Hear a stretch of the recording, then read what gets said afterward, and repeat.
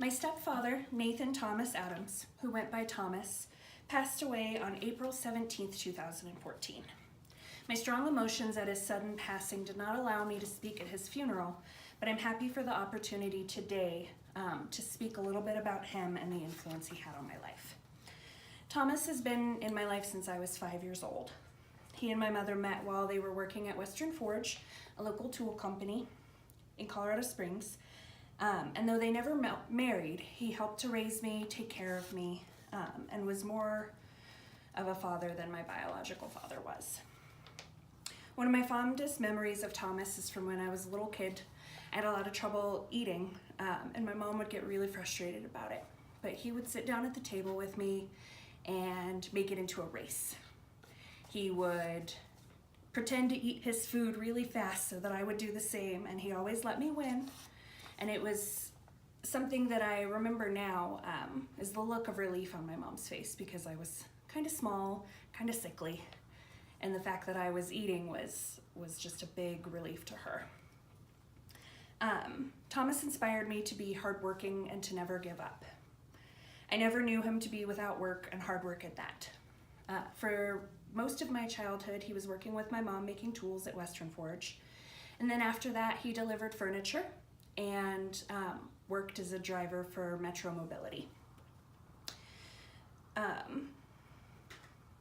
Thomas taught me the value of hard work. When I had my first part-time job, he would take me to work because I didn't have a car, and sometimes my shifts didn't allow me to ride the bus. And he always made sure that we left extra early so that I would be there on time.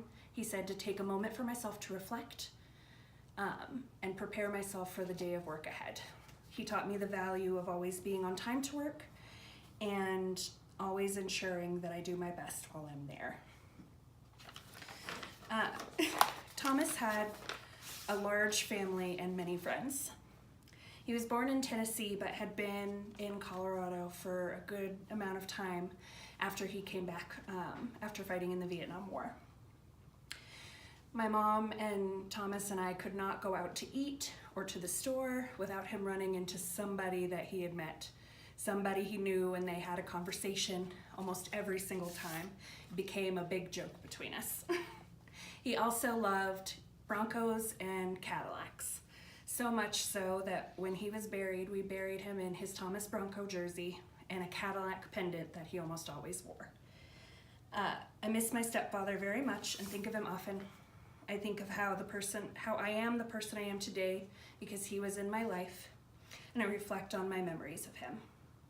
Before he passed, there wasn't a day I came home from work or class that he wasn't sitting in the big rocking chair that's still in my living room now, watching some TV judge or crime show.